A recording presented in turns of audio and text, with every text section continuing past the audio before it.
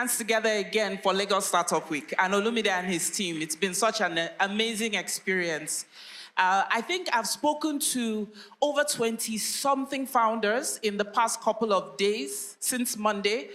And I feel the passion, I feel the vibe. Everybody is solving real life problems. But one of the things that I hear from some founders is, how do you keep that passion and continue to cultivate a culture of innovation as your startup grows, right? So my name is Napa Onwusah. I am the startup segment leader for Amazon Web Services, covering Africa. I'm based in Nigeria, but my team is in different cities across the continent. And I started in Amazon about 7 months ago. Before then, I was the head of sales for Google Africa. Prior to Google, I worked in organizations like Nokia, Visa, Microsoft, SAP, and Cisco. The question is, why did I want to work in Amazon? Because literally, Amazon is the biggest startup in the world, right? They constantly innovate. The culture in the organization is just so amazing. And I wanted a front row seat. So if you can give me 20 minutes, I'm going to share with you some of the things Amazon does in-house to cultivate that culture of innovation. So if you're a startup, you're in the stage where you're trying to do product market fit, or if you're scaling and growing, you want your startup to continue to innovate. Am I right? Am I right? Yeah? So I'm going to be sharing a couple of those things. Everybody knows our mission is to be the Earth's most customer-centric company. And if you go to the next slide, how we do this is we always work backwards from the customer. This is where innovation starts. During a panel I was on yesterday, some of the startups that have achieved $100 million in revenue kept saying something. Be customer obsessed. Be close to your customer. And I'm going to show you some of the ways we do that in Amazon. So if you go to the next slide, you'll see one of the quotes that I love from Jeff Bezos. It was in the 2016 shareholders letter he shared, right? And look at the line here that's in pink. Customers are always beautifully, wonderfully dissatisfied, even when they report being happy and business is great. This immediately lets you know that your customers represent the biggest opportunity for you to innovate if you continue to listen to your customers. So if you go to the next slide, we'll see the 4 pillars that, oh, this was actually a quiz, but you know, I don't have my clicker.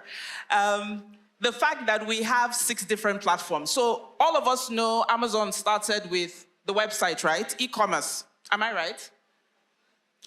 Does anybody know what we were selling on the first website?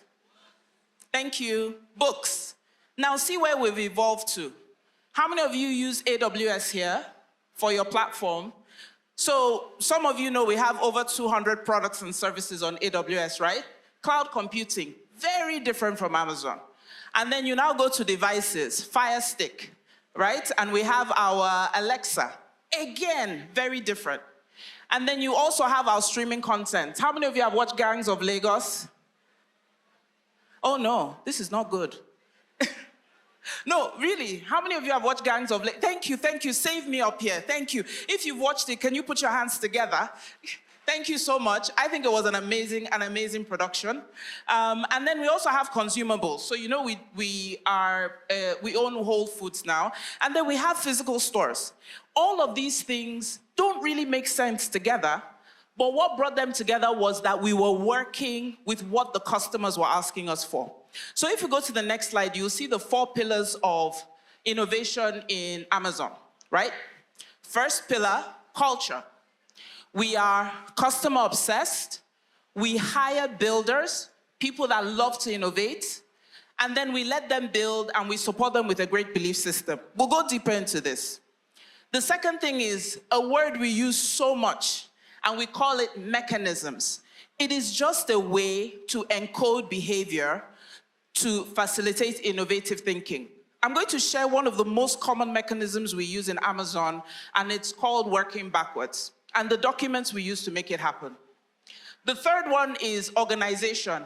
I don't know how many of you have heard of the term pizza teams in Amazon. So the idea is that your team should be small enough that 2 pizzas can feed the team. We're not talking about the mini pizzas from some of the pizza shops. We're also not talking about those of you that are guilty of eating 4 or 5 slices of pizza. I see you all. And the last one is architecture. For those of you that use our cloud computing services, you already know the ways that we're decoupling it to make innovation faster. So let's dive deep into culture, right? So I don't know how many of you have heard of our leadership principles. This is an interactive session, so help me, please. How many of you have heard of Amazon leadership principles? Okay, so we have leadership principles that help us keep each other accountable. Now, when I was preparing for my interview at Amazon, I read through the leadership principles. I said it's impossible for people to be using all these different principles, but we actually use it. And the principles don't necessarily work in harmony. So let's look at 2. There's one on the left, or on my right, on your left, bias for action. That means you want to do things quickly, right? But on the other side, there's one called dive deep. So it almost looks like they're in contradiction. The whole idea is that even if we're moving fast, you have to dive deep to make sure that you are mitigating risk and taking calculated risk, okay? Now, the same way we innovate across the organization, even our leadership principles, you notice at the bottom on the right, it says, unless you know better ones, please be a leader. So as of a few years ago, we only had 14, now we have 16. So we added strive to be the world's best employer and success and scale to bring broad responsibility. So if you don't mind, let me just talk about 2 of these leadership principles that actually impact innovation. The first one is invent and simplify, right? And the idea is, as leaders in your organization, you should constantly be looking for ways to simplify how your business, your startup runs, and how your customer also runs. So I know we forget, but there was a time if you wanted to apply for leave, I think I'm showing my age now, but I don't mind. In my time when I started working, if you wanted to apply for leave, you type up a letter, you print it out, you take it to your manager signs. Then you take it to HR signs. And then they put it in your file if it's approved. And when they want to check how much time you have left for your leave, what do? They bring out your file. Now we have organizations like Seamless HR that run on AWS that have simplified the process, but we have forgotten that that was an invention. So this is one area of innovation you have to consistently look for. But remember, as you're doing new things, be prepared to be misunderstood for a long period of time. How many of you ever used the first Kindle? How many of you used the very first Kindle? This was it. Isn't it beautiful? No, that was a joke, you can laugh. So it was very heavy. It was challenging to use. Compare version 1, and this is version 2. But the reason we wanted to build a Kindle is because our customers were saying, I want to read from my e-reader as if I'm reading a book. There were many e-readers in the market. It didn't make sense for Amazon to build a reader, but we did it because our customers asked for it. We were told for a very long time that it was a poor business decision. Now, the Kindle is one of the most beloved devices if you're a reader. You can read in good light, poor light, fantastic storage. It's also, some of them are actually waterproof as well. So when you're inventing and simplifying, also remember, you'll be prepared to be misunderstood for a minute. But let's look at what Newsweek said about Jeff Bezos in 2006. Do you see the title on the cover of the magazine? It says, Amazon's risky bet. This is actually Amazon Web Services. Everybody doubted this business model. You guys are doing books. Now you suddenly want to take on cloud computing.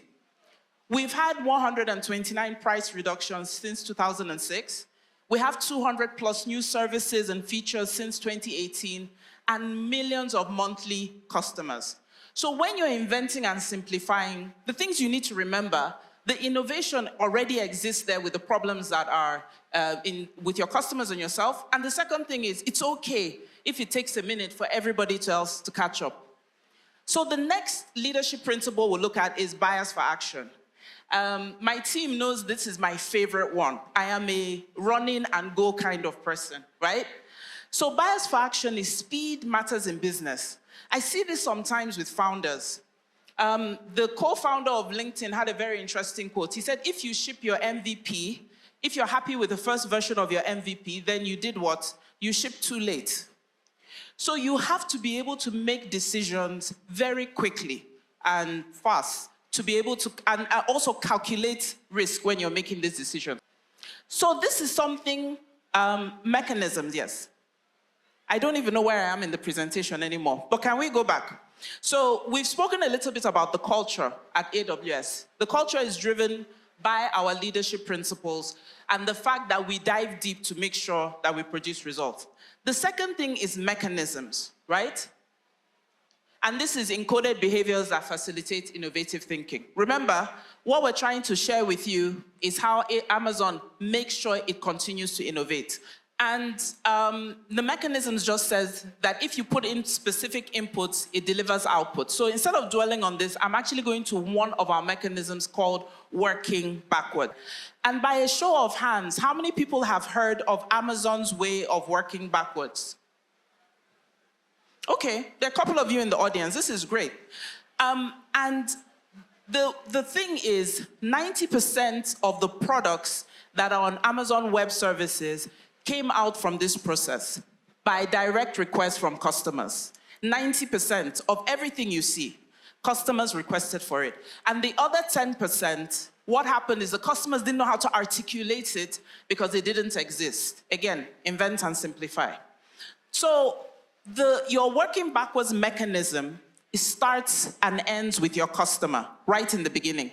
Remember, we're customer-centric, we're customer-obsessed. Now, you find out who is the customer that you're building for. So let's say, for example, you are an e-commerce platform, and your customers keep on asking you for insurance for products.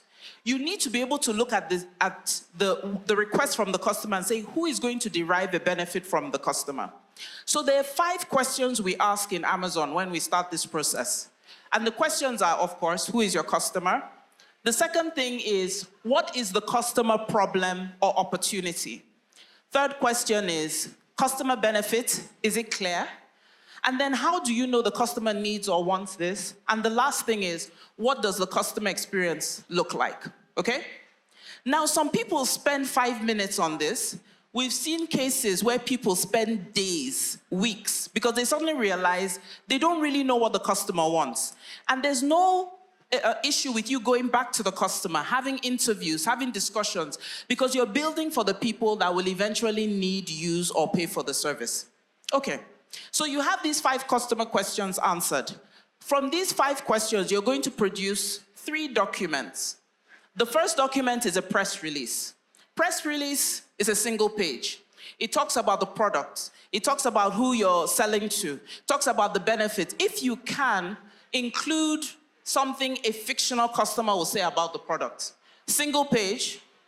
Then you have frequently asked questions about the product or the service. Now, these frequently asked questions, it's usually internal and external. So what are people that are outside saying about the product? But internally, what will finance say? Are we bringing it at a margin? How much engineering support do we need? And then the third thing is visuals, right? I don't do really well on visuals, because I don't draw well, but it's not about how well you draw. It's capturing in the picture what you can capture in words. Once you're done, you're going to have the first, an MVP of your idea. And once you have this document, single page press release, 5 pages of more FAQ, and then the last thing is the visuals. We do this internally. It's a red pen. For me, this was a culture shock because I come from companies that use slides a lot.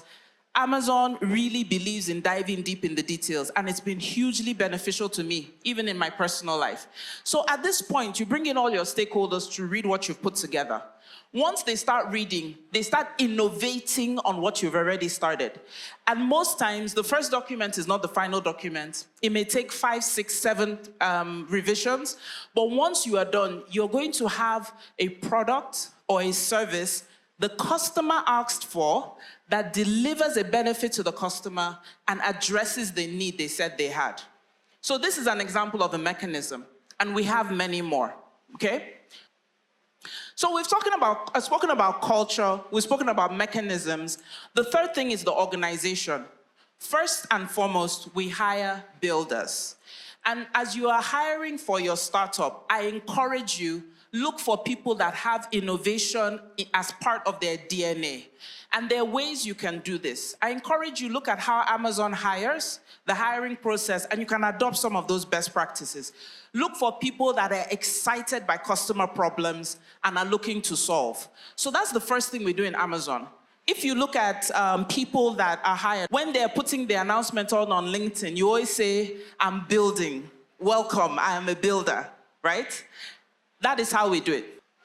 So this is what we call two pizza teams. And I've already said it, that a two pizza team is like a startup in your company. It usually has 10 or less people, and you give them an idea, and you give them autonomy, and they go and solve that problem, or they build something new, right? So you own, run, and run with what you build. This is a fantastic way to actually foster innovation in your startup. So maybe your team is still small. You can have 3 people that are dedicated to solving a problem. Give them the autonomy, give them the ability to innovate. And the more they innovate and they see their things come through, the more they want to do more. But another quote from Jeff Bezos that I absolutely love. He said, failure and invention are inseparable twins. And if you can read the rest of the quote, this was in the 2015 shareholders letter. And I'm going to ask by a show of hands, how many of you, no, we have to go back. How many of you have ever heard of the Fire phone? Yeah? I think it's only one person. This was Amazon's phone. We actually had to get rid of $170 million worth of inventory because they didn't take off. And then we also had auctions and Z-shops that didn't take off as well. But auctions and Z-shops have evolved into what is Amazon Marketplace today. So 1/3 of our commerce goes through Amazon Marketplace. And the funniest thing is the team that worked on the failed Fire phone product, a number of them were the ones that worked on what you know as Alexa today, or the Fire Stick. So as innovators, and I'm speaking to the right group of people, you must be okay with failure. Now I'm just going to talk about the last bit, and that is architecture. And we'll just do one slide from here. So for those of you that use Amazon Web Services, you must have noticed that I think we can stay here. We've shifted to microservices. So we've decoupled architecture into single-purpose services, and then we use business logic and data through APIs, right? So what this means is that you can spin off services much easier. Instead of having to take a whole lot of tech to be able to test an idea, you're able to do it small. So I want to encourage you all. You're running on fire, you're running on ambition, and hearing your ideas is tremendously exciting. I feel like my blood is percolating in my veins. But once that idea takes off, how do you keep that fire running? I really encourage you, as you build that amazing next unicorn, to consider cultivating a culture of innovation in your organization. And definitely, as AWS, we're open to sharing with you a lot of the resources that we've had that have kept us as one of the largest startups in the world. Thank you so much.